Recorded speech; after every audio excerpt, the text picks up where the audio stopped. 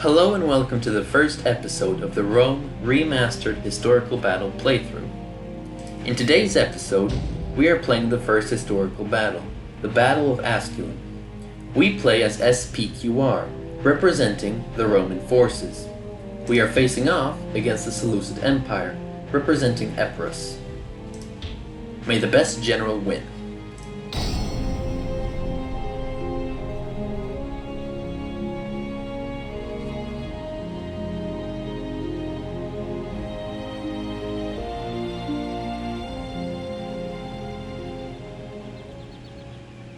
It is the early 3rd century BC, and the military prestige of the Greek successors has reached its zenith in the person of King Epirus of Epirus.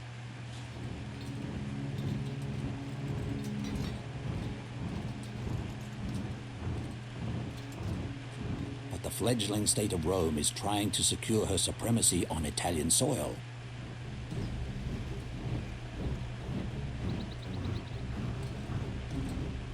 The two cultures are about to clash at Asculum in southeast Italy. After a day of inconclusive fighting in the forests and hills, Epirus maneuvers the Romans into a head-on battle where his forces must win the day. Elephants and phalanxes against the legions of Rome. Can the Romans hold the field against the best Greece has to offer, or will they crumble and flee?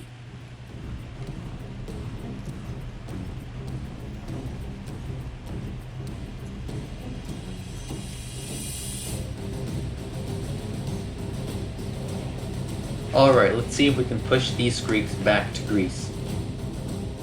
The first thing I'm going to do is just a personal preference of reorganizing the troops, so in the midst of battle it's easier for me to locate them and organize them. The first thing I'm going to do tactically is select 3 Triorii units and send them to the left flank. This is so they can counter the enemy elephants. The next thing to do is to send the remaining 2 Triorii units to the right flank, and then put the cavalry behind them. This is just so that they can protect our cavalry from the enemy heavy cavalry, because their heavy cavalry will easily defeat our light cavalry. Now, the tactics I'm planning to use in today's battle is that the Triorii are going to be on both flanks to take down the elephants and heavy cavalry, and then flank around to hit the enemy pikemen in the back. The velites will stay at the front for now. They will skirmish into the enemy phalanx pikemen, and eventually, once they get close, they'll retreat behind our main infantry line. Our cavalry will stay idle for the beginning part of the battle. Later on, they'll be used to go around, flank, and take down the enemy skirmishers, and at the end, chase down the enemy. Now, the front line is going to stay in the square formation for a lot of the battle. This is so they can easily counter the pikemen. By being in a square formation, it makes it so that one unit at the front has to be attacked by the pikemen, and the other units can not only throw their ammunition into the pikemen, but they can also flank around and easily hit the pikemen and surround them, which is a very effective strategy in taking down pikemen. I'm going to move my Triorii units to the right a bit more to counter the movements of their heavy cavalry. Now, I'm keeping a watchful eye on the enemy elephants so that I can send my 3 Triorii units to counter them. Now, the important thing with this strategy is to send the Triorii units before the elephants reach your main force. This is so that you can take down the elephants without them taking down your lines. Because if you wait for them to come to you, they will run straight through your Triorii and hurt your soldiers. And that's not what we want. We want to minimize casualties. So as we see, they're slowly heading away from the main force, so we're going to have our Triorii go after them. And now I'm going to send my cavalry to engage with the enemy cavalry. Now, as soon as the Triorii units arrive, we're going to pull them back so they don't suffer too many casualties. This is just temporary so that they don't run away from the Triorii units and we can easily take them down. As we see, the Trioria units have made it, so we're going to pull back our light cavalry because they've already suffered plenty of casualties. And that's something we really want to minimize. And I'm not too worried about these Trioria units here being flanked because Trioria can really hold their own. They're very strong and can easily counter these mercenaries. Now that the elephants are running, they might come back, but we're going to try and flank the enemy forces for now. Now that they're getting close, we're going to have our polites pull back so that they don't get killed by the enemy pikemen.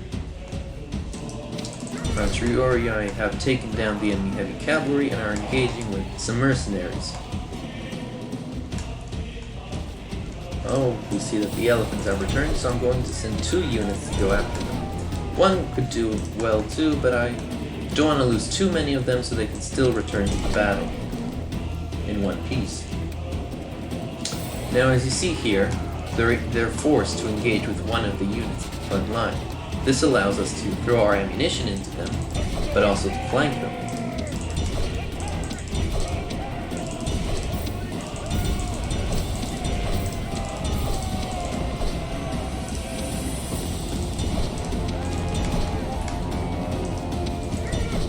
I'm going to use my cavalry to take down the enemy skirmishers.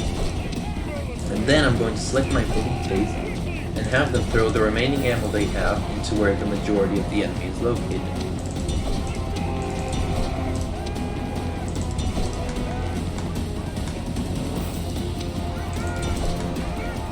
As you can see, these Trioria units are easily holding their own against mercenaries. Now we're going to have them reinforce the front line. The front line is holding for now, but we have to hurry. And now we've broken through. Very well.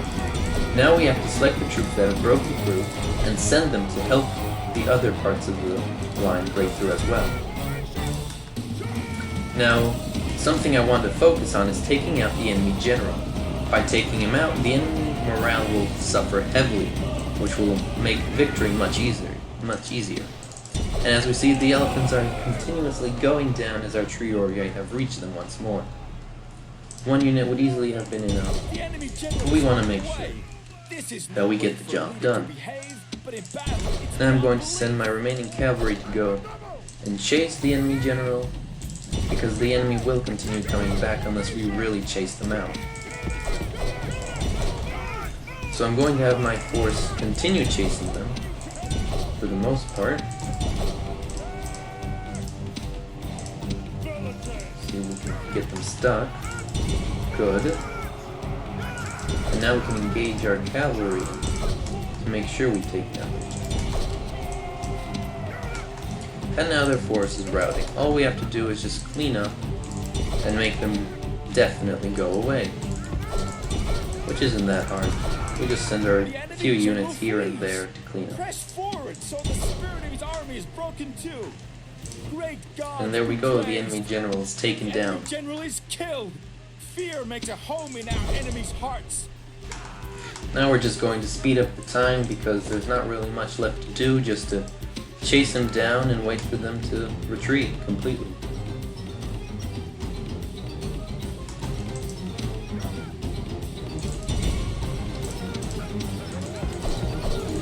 Seems like their skirmishers don't want to give up.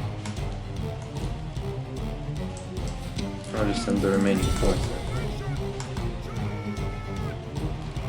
They're quite tired, so it shouldn't be that difficult. And there we go, they're running. And that's victory. Enemies show their true virtue. They are not soldiers. Rome demands victory from her generals, and this day is clearly ours. Thank you for watching.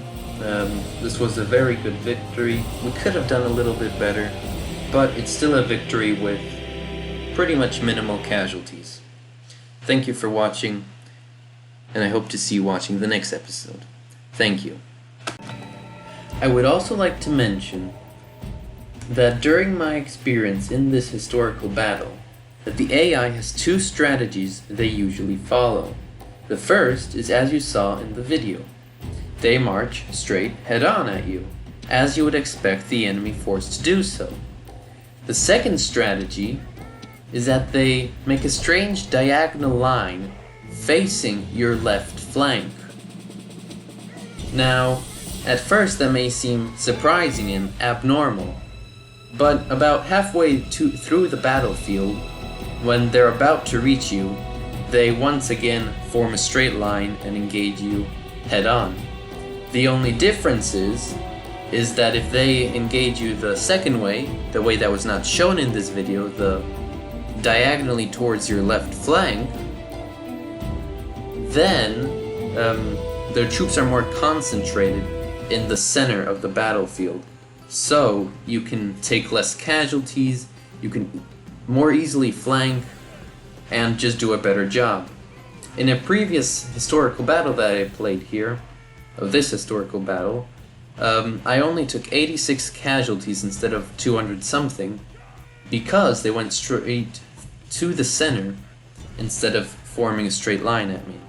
This allowed my troops to flank, pour plenty of ammo into their soldiers, and easily chase them down.